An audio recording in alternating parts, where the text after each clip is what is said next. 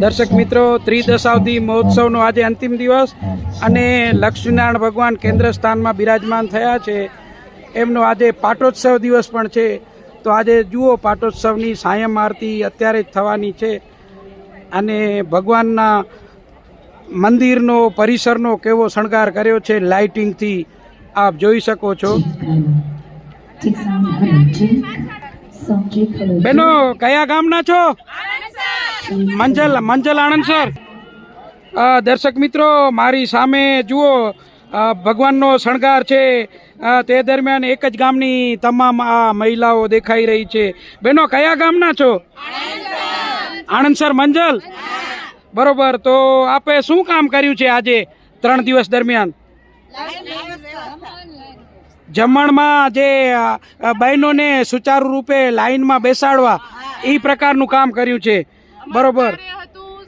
જ્યારે માણસો અંદર એન્ટ્રી કરે ત્યારે એની લાન વ્યવસ્થા કરવાની અને થાળી અને ડીશો આપવાનું કાર્ય અમારી આણંદસર મહિલા મંડળનું. બરોબર. અને તો એકદમ સારામાં સારું કાર્ય કર્યું છે. તો બહેનો, આજે આપણે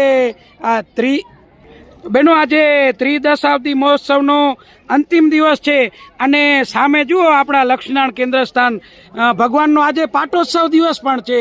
તો આજે આ સંકુલનો અને ભગવાનના મંદિરનો ઉપર શિખર ઉપર ને આપ જુઓ તો શણગાર આપને દેખાઈ રહ્યો હશે લાઇટિંગ વાળો. તો આજ ભગવાનનો શણગાર કેવો લાગે છે તમને બધાને? શણગારમાં એવું લાગે છે કે અમે વૈકુંઠમાં બેઠા છીએ. બરોબર, બરોબર. વિશેષ તો કોઈ વાત નહીં થઈ શકે કે ભગવાન સાક્ષાત અમે એના ચરણોમાં છીએ અને આજે આ સુંદર વૈકુંઠ જેવું સજાવ્યું છે. પરિસર આખું પરિસર આખું વૈકુંઠ લાગે છે. એમ છે વૈકુંઠમાં ઊભા છીએ અમે બધાય. ને શિખરનો શણગાર કેવો દેખાય છે? અદ્ભુત છે. અદ્ભુત એટલે ભગવાનના દર્શન થાય એના રીતસર ધજામાં એટલો બધો આમ શણગાર લાગેલો. બરોબર. 2011માં આપણે આ સ્થાપના કરી છે ભગવાનની. તો તમે આજે જુઓ કે આવડા વર્ષો થયા, તો મૂર્તિ આમનો તમને આમ ચમત્કાર દેખાય છે ભગવાનની, લક્ષ્મીજીની અને નારાયણની મૂર્તિમાં? કેવું લાગે છે ભગવાનના દર્શન કરીને?